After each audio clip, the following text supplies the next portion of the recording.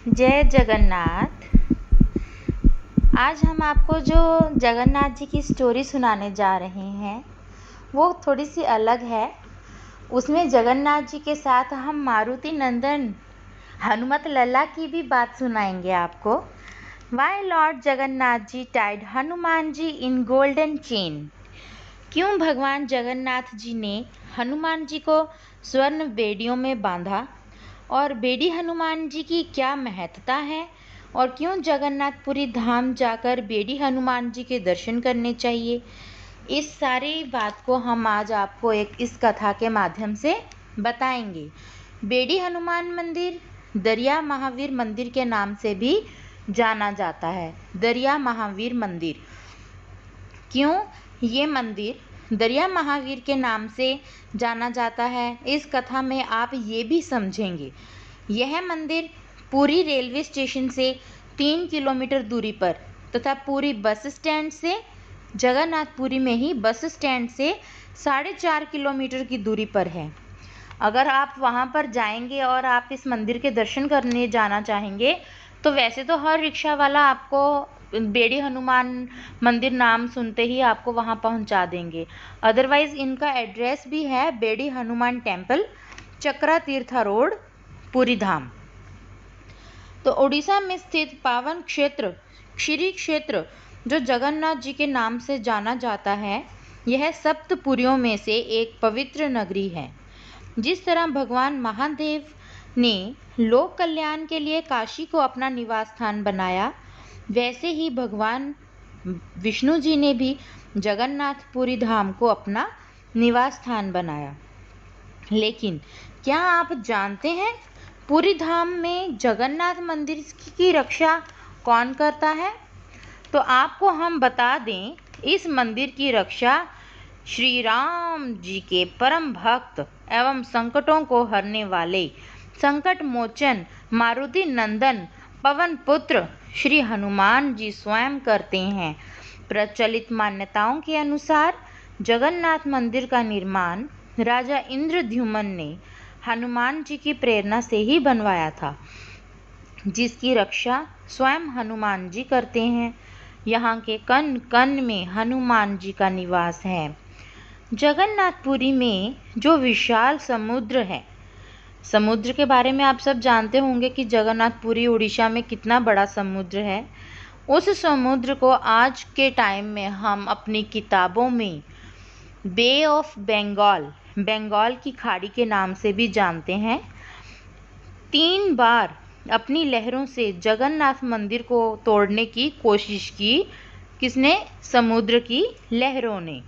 तब महाप्रभु जगन्नाथ जी ने पवन पुत्र हनुमान जी को यहाँ समुद्र को नियंत्रित करने के लिए नियुक्त किया था। लेकिन हमारे हनुमान जी श्री राम जी के परम भक्त, और जगन्नाथ जी और श्री राम में तो कोई अंतर है ही नहीं। लेकिन जब हनुमान जी को भगवान जगन्नाथ जी बलभद्र और सुभद्रा मैया के दर्शन जब तक नहीं कर लेते थे, उनको चैन ही नहीं पड़ता था। लेकिन जैसे ही वे दर्शन करने के लिए मंदिर में आते, समुद्र भी लहरों के रूप में पीछे पीछे मंदिर में प्रवेश कर जाता।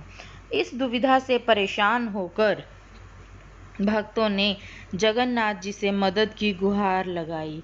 हे जगन्नाथ, हे नाथों के नाथ, जगत के नाथ, हमारी रक्षा कीजिए प्रभु, समुद्र की लहरों से हमारी रक्षा कीजिए। क्योंकि समुद्र की लहरों का वेग इतना तीव्र होता था कि कोई भी इंसान जो लहरों की चपेट में आ जाता वो बच ही नहीं पाता था, तो काफ़ी नुकसान हो जाता, यहाँ तक कि मंदिर की दीवारों को भी नुकसान होता। इसलिए लोग बहुत परेशान होते और भगवान को गुहार लगाते कि कृपया हमें बचाइए। भगवान जगन्नाथ जी हनुमान जी से इस विषय पर बात करने के लिए समुद्र किनारे पहुँचे। उनको तो जाना ही पड़ना था। भगवान की भक्तों की करुण पुकार तो भगवान सुनते ही हैं। और फिर उन्होंने हनुमान जी को जब समुद्र को नियंत्रित करने के लिए नियुक्त किया था, तो वो स्वयं उठ के हनुमान जी को मिलने गए और उनसे पूछने लगे वहाँ जाकर कि ये सब क्यों हो रहा है।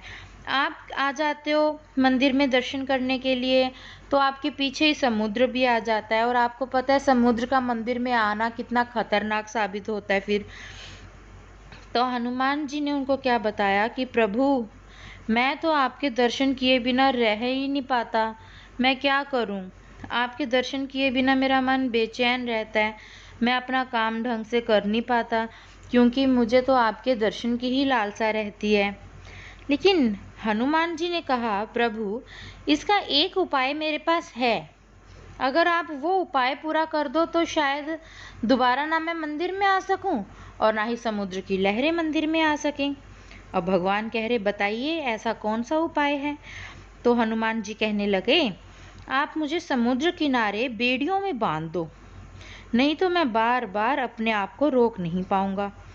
अब आप सब लोग ये सोच रहे होंगे कि क्या ऐसी कोई बेड़ी बनी है जो महाबली हनुमान जी को बांध सके? सबके मन में इस टाइम यही प्रश्न आ रहा होगा, क्योंकि यही प्रश्न हमारे जगत के नाथ जगन्नाथ जी के मन में भी आया। तो उन्होंने हनुमान जी को कहा कि हनुमान जी, ये कैसे हो सकता है? क्या ऐसी भी कोई बेड़ी है जो आपको बांध सके? मैंने तो ऐसा कभी नहीं सुना, और मुझे तो नहीं पता ऐसी कौन सी बेड़ी है। तो हनुमान जी क्या कहते? भगवान जी, ऐसी बेड़ी सिर्फ राम नाम में है। आप किसी भी रस्सी पे या चेन पे या लोहे की चेन पे, आप किसी भी चेन पे मतलब राम नाम अंकित करवा दीजिए। राम नाम अंकित होते ही मैं ऐसा बंध जाऊंगा, अगर मैं खोलना भी चाहूँ तो वो खुलेगा भी नहीं, क्योंकि राम नाम ही मेरे जीवन का आधार है।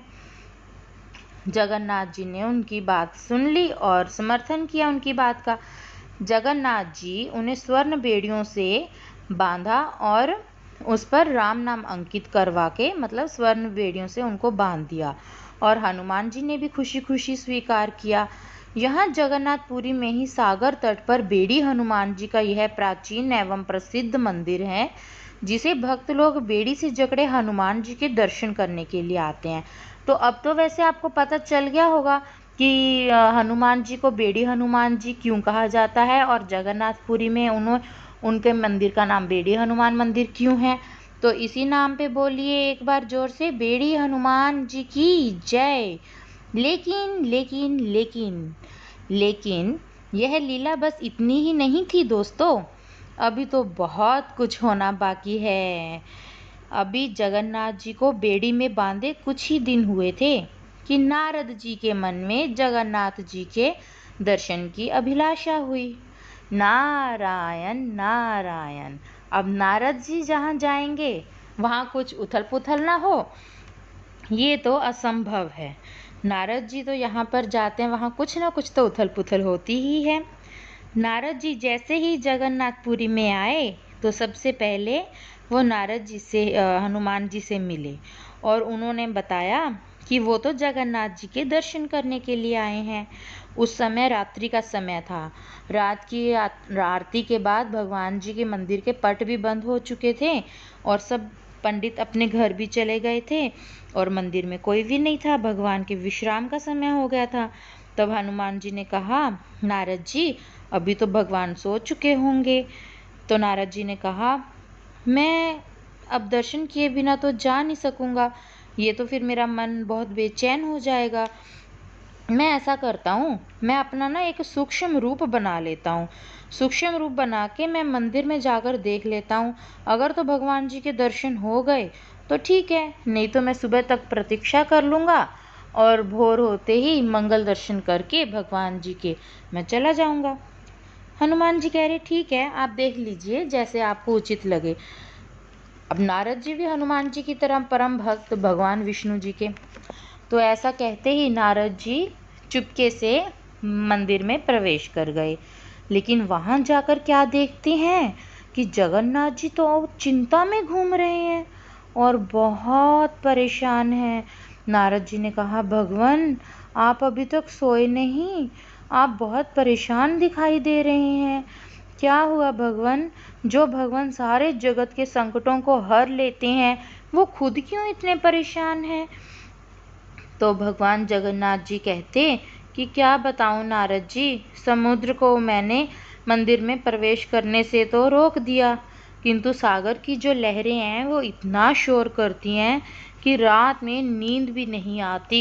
दिन भर की थकान से इतनी हो जाती है और रात में जब मैं सो नहीं पाता तो मेरा मन बहुत व्याकुल रहता है, बहुत बेचैन रहता है।